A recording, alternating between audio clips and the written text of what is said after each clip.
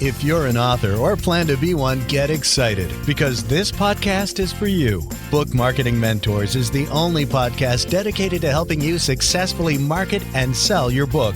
If you're ready for empowering conversations with successful marketing mavens, then grab a coffee or tea and listen in to your host, international best-selling author Susan Friedman. Welcome to Book Marketing Mentors, the weekly podcast where you learn proven strategies, tools, ideas, and tips from the masters. Every week, I introduce you to a marketing master who will share their expertise to help you market and sell more books. Today, my special guest is Kelsey Shumway. Kelsey is the Director of Strategy at Repurpose House, which is the world's leading content recycling agency. Kelsey helps entrepreneurs and content creators best strategize how to consistently show up on social media and get the most out of their video, audio, and text content. Wow. Kelsey, what an absolute pleasure it is to welcome you to the show. And thank you for being this week's guest expert and mentor. Of course. Thank you so much for having me. I'm excited to be here. Kelsey, social media, people are living and dying and doing all sorts of other things with social media. It's like, okay, there are so many different things that are going on, and I think it's probably changing daily. But give us an idea in terms of where you're all coming from with regard to repurposing content. What are some of the trends that our listeners should know about as we're looking at 2023?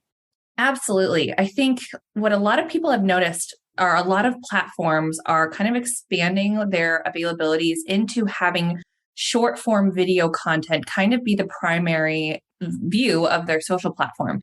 You think about Instagram releasing Instagram Reels. TikTok has become so monstrous, which I know you know. And with YouTube releasing YouTube Shorts, the way of the world is really shifting towards short form video. One of the biggest things I see people taking advantage of now is whatever kind of content they were creating in the past, they're now recording video to kind of say the same things and take advantage of the fact that video, opposed to just standstill images, what social used to really prefer, video now gets 1,200% better engagement rates. So if we're wanting to really take advantage of what's trending, we are creating video content in this day and age. Yes, and I've heard that so often, and the whole idea, I know that TikTok is not my scene. So many people have said, oh, you'll be great on TikTok. I'm like, nah. But the YouTube short form, which is something that I was recently introduced to, that's of interest. So I'm eager to know more about that. I, for instance, have got an audio podcast, as you know. How would I, for instance, take this audio content and repurpose it in terms of what you're talking about, the short form video? How would I do that? That's a great question. We see a lot of podcasters with audio podcasts, or even people who have audio versions of their books. Any audio content, I would suggest be repurposed into what we call audiograms. Audiograms are a shortened, condensed version of your audio content where we're basically kind of pulling together a highlight reel out of that specific chunk of content. It looks somewhat like a standstill image, but I'm sure you and your audience have seen them on social. They're standstill images with a little sound wave that kind of syncs with their voice. That is a great way to showcase audio content on social and also turn your audio into a video asset for those platforms to be able to take advantage of that great engagement rate that we know video gets opposed to standstills. So you talk about also the idea of, turning that audio and having that sound wave. And I know I've got that on YouTube, but I've got it as the whole podcast. Now, if it was just a short form, what are we talking? 30 seconds, 60 seconds? What's short form? Great question. So in total, what we're noticing across all platforms is that drop-off rates happen right after about 2 minutes. That's as long as we can typically hold people on social media. But the way of the world and a lot of platforms are really shifting closer towards that 1 minute mark. I know YouTube Shorts specifically currently only allows for a 60-second clip. So what I would want to do if I was going through my audio content to create this short form content, I would want to listen for the best maybe 1 minute monologue, the best 1 minute sound bite, or kind of clip together the bits and pieces that do kind of create that 1 minute in total audiogram and utilize that across my socials. But we're really looking, if we're being wise about social, we're looking at creating assets that are from anywhere between 30 seconds to 2 minutes long at absolute max. Okay. And that's very helpful because, yes, I mean, short, it doesn't say specifically that could be interpreted in many different ways. I mean, and it is. It is. So that's helpful. Yes, the 30-second to 60-second, especially now for YouTube. So what are people doing wrong? What are the kind of mistakes that you are seeing that, people posting on social media are making? Absolutely. That's a great question. Typically what I see is people who are creating a lot of content and then, getting kind of stuck on what I like to call the hamster wheel of, creating the content, posting it, and then needing to create another piece, posting that. It's kind of the cyclical way of content creation with intention to get good engagement, right? But the likelihood is if you're creating any kind of long form content, and by long form content, I mean anything past 5 minutes, sure, I'm positive that there's such great value within what you're sharing, but to make it digestible on social, you have to be repurposing it. You need to be going through that long form content, cutting out those 1 to 2 minutes. That's actually what we're in the business of doing, going through that content for you, picking out the best pieces. And even more further than that, going through that content with the lens of what creatively draws people in. What does my audience really want to hear? What's performing well analytically? Not going through your long form content, repurposing it to continuously get more social engagement, more social presence out of what you've already created is one of the biggest missed opportunities I notice day in and day out. Not even just that, not even just going through your own content that you're creating specifically for engagement, but not repurposing your testimonials, not repurposing some of the email blasts that you might have sent in the past that are really impactful or get a lot of engagement. You don't necessarily think about those things when it comes to social presence, but they not only can be turned into social assets, they absolutely should, just to make sure that the content you've created, we're getting the most life out of it. We're not putting it on this archive to collect dust when really it could be working for us immediately to help us achieve the goals we have at the current moment. Yeah, because you know that once somebody's looked at it, it's like, it's gone. I mean, Correct. they're on to the next thing. Yeah, I mean, I've tried to find past posts of people's, material that I've read. It's like almost impossible. It's like looking for a needle in a haystack. Yeah, being able to repurpose some of this, and there's some great stuff. I mean, I know that I've been doing these shows now for 7 years weekly. We're on like 360 Right. episode. And so Right. that there's a lot of content there. Absolutely. And even furthermore, you've got to think if I've been creating this podcast for 7 years, how much has my audience grown? How much have the new followers or the new subscribers I have not even heard of this really incredible content I've created a long time ago, even though it's still evergreen content and really great advice potentially? How many audience members are missing out on that entirely because they don't have the attention span or the desire to go in the backlogs and figure that out? Even if you have repurposed your content, even if you've kind of got that out there within the last year, finding new ways to repurpose it, maybe rewriting a header and utilizing the same content is also a really good idea to make sure that your entire audience gets a good picture as to all of what you've created and all of the really great portions that we can put back in front of them to help us stay present on social. Mm-hmm. It sounds so easy. And yet it's one of those, oh my goodness, we're adding this to the to-do list. But obviously that's where Repurpose House comes into its own. And if you go through this material are able to cull the best parts and you know what people might be looking for, I think that's pretty amazing. Now, you say you do that with text content as well. I mean, how does that work? Yeah, text is one of the largest pieces of content or bodies of content that gets overlooked when it comes to repurposing content. Books, blogs, articles, PR releases, email blasts, even the, long form copy based Instagram or Facebook posts that you used to write that used to get phenomenal traction. People loved reading it. And that's just obviously not the way of the world anymore. So what we do with that text content, we go through it, we summarize it basically. We pick the best maybe 100 or so words to utilize out of that article or whatever, body of written content that might be. We'll go through it, pick the best pieces, and create what we call a text motion video, basically where the text is kind of rolling across the screen as closed captioning. And we get to add all animation, sound, video, photos, anything that really creates a cohesive video so that it's more attractive. Not only is it video content, which again gets better engagement rates, but it's more attractive and easier to take in opposed to just reading this large body of text that you might be posting across your channels.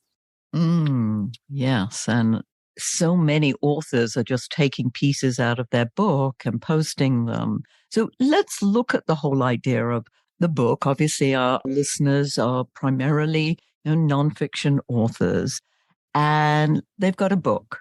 Let's start at the beginning. What could they start with? Let's say they've done nothing. They were just starting out. Would they look at doing it as short form first? Would they look at perhaps doing a long form and then breaking it down? How would you tackle that? What would you advise them? That's a great question. As I'm sure many authors do, it's kind of, how do I section out this book? Do I want it to be, a listicle? Do I want it to be long form content? Either way, what I would do is create that long form content, feel at peace with that creation being done, which I know is a monstrous achievement. And then looking through it with the lens of how do I pull bits and pieces out of this where I tease out the really great information without giving away the entire book, right? The majority of the time when authors are showing up on social and doing this, teasing out little aspects of their book, the goal at the end of the day is to get people interested enough to become buyers of the book, to become followers of your work, which is all great stuff. But I would suggest create that content, then go through it with the lens of how do I tease bits and pieces out without giving away the entire work, and use those smaller assets to not only help get more people to purchase, but show up on social and get more engagement, get more people to see you, build your audience that way. Yes. And as I'd mentioned to you earlier, repurposing a book, I've talked about this for many years. It's like, how can you cut, dice, and slice a book so that you can get the most out of it? I mean, I took my first book and I turned it into tip sheets. I turned it into checklists. And I made more money selling those than I did necessarily in selling a book. Right. That's helpful.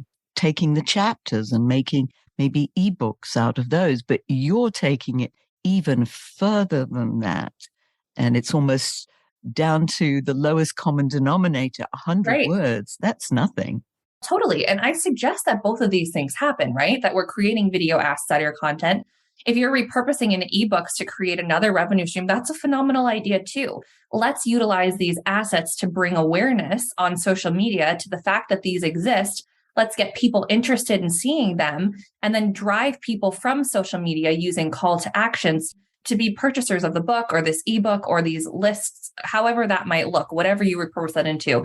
Let's utilize what you've created to help us get more people to attract to that, if that makes sense. Oh, yes. I mean, it does. It makes so much sense.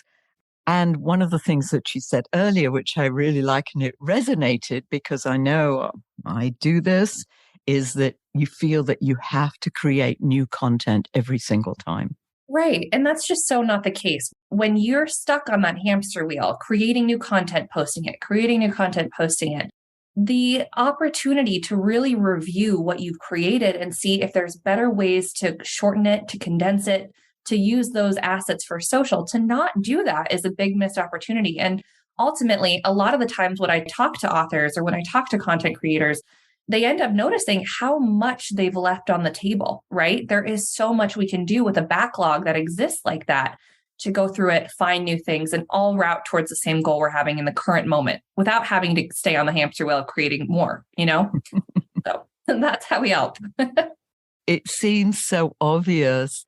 And yet, as you said, you get stuck on that hamster wheel of thinking, oh, I've got to tell them something new. They've heard this already. You make a good point too. It seems simple, right? Of course, this seems like it makes sense. But then when you really get into the nitty gritty, what 1 minute chunk do I pull out? What do I write as the header and in the copy? What hashtags do I use? Are there keywords? Are there SEO components? When do I post this? Where do I post it? There's a lot that goes into that. And understanding social media for the most part is not something authors have time for, right? Or really a lot of people who are running businesses. If the goal is to create this written content, finding ways to repurpose it might seem simplistic, but they might find that it's more challenging than they assume. But ultimately, showing up on social with bite-sized chunks is the goal, is the way that the world is consuming content these days. So however they start that process, however they begin learning it, it's a great modality to be able to achieve what we want to achieve. Yeah, that laundry list of things that you reeled off, I was like, oh my goodness, that sounds exhausting. That's why you hire an expert to do it. I know. What other mistakes do you see people making, Kelsey? I mean, there's got to be another laundry list of mistakes. I would love to dive further into that one. One of the best ways to drive further engagement is through writing social copy. And I know that I just mentioned that in my previous laundry list, but this is where we miss the mark. This is where I see a lot of people miss the mark. With copy, what we should be not only asking for is engagement on the post, but then we also need to ask them to do something else afterwards. So a lot of the times when you see it done right is maybe the piece of content is a video discussing the 5 things that you should be doing every single day to achieve a better way of life, whatever that might look like. And that's just a random example. The copy of that should have something to engage with the asset. So maybe that means, which one of these are you going to implement? Which one of these tips have you attempted implementing? Which ones do you have issues with or have had challenges with implementing in the past? Because not only does that kind of question ask your audience to engage with that post, which the algorithm sees as great performance. The algorithm loves when people engage with your content. And then you start to get that preferential treatment that the algorithm gives to content creators who have engaging content. So we're achieving one thing right there. The second thing we also need to have in the copy is a call to action. The call to action should always sound something along the lines of, if you're interested in this, you can check out the long form here on my YouTube. You can see the link for that in the bio. Or it'll say something along the lines of like, if this piqued your interest and you want to talk about how you can be doing this for yourself specifically, let's hop on a 20-minute call. You can book that call on my website at this link. Something along those lines. Let's ask them to engage so we get the performance we want out of the social platform. And then let's ask them to do a next step, especially if this audience is becoming more and more engaged with you because they're seeing more and more of your content. Let's ask them for that call to action. Let's get them on our list. Let's get them to sign up for that strategy call. Those are the 2 things I see really being a necessity in copy. And a lot of the times people assume that copy on a post should just be a summary of what that asset is. And that's where we really end up missing the mark. Literally, the second before you said call to action, I wrote on my sheet of paper here, CTA, call to action. I was like, oh, she can see what I just wrote. That was like, oh my goodness. Yes, that whole idea of call to action. It's interesting because recently, and you'll hear, when we sign off, I invite people to a 20-minute brainstorm with Susan. And I hadn't done that for years. I did the podcast and I never had a call to action. And I'm like, why isn't the podcast doing what I want it to do, which is obviously attract people? Yes, I'm putting great information out there and I will continue to do that because I love doing that. And I also want to be able to help people if they've got challenges. But if they don't know that they can do that, I mean, my bad for not telling them. Totally. And if the goal is to help people, not only is the information you're sharing in that social post, or for your example, your podcast, helping them, but to take it a step further, to personalize that help with that strategy call, you're just taking the help you're wanting to give a step further. It's not just about making a sale. It's about really wanting to complete the cycle of your goal. If the goal is to help, then this is a great way to do it as well. So that's another interesting point. And that is that so many people obviously want to make the sale. And It's like, you've seen this, buy. In fact, I've started to make several connections on LinkedIn. And one of the messages that I got back was, I'm so pleased you just want to connect and you're not trying to sell me something. Yeah. Because there's that out there. Yeah. There is. Yeah. And a lot of the times we get that wrong too. We think that the audience thinks like we do, where it's just, this book is so amazing and the content I've created is so phenomenal that how could they not want to purchase it? But like anybody, when it comes to actually purchasing something, does it take a while to build brand trust? Typically. Does it take a while to really familiarize yourself with the author or the provider of the service? Probably. And to only create sales-based content on social is where people get it wrong as well. We also want to educate our audience. We also want to engage with them in really fun ways. Your content can't all be geared towards sales. That's when we start to see that monstrous drop off, because if people wanted to see that, they would opt in for ads, and that's something people don't do often. That's really good to hear, because I heard that maybe every third or fourth communication, you might put in something that could potentially lead to a sale or something to the effect of, hey, let's jump on a call together. Right. Yes. You're hitting the nail on the head. Maybe sporadically add that in. And I'm not saying exclude call to actions even on your educational posts, but just be cognizant. These are people you're wanting to purchase your assets, and they think like you think. I don't want to be sold to constantly. So keep that in mind when you're showing up on social.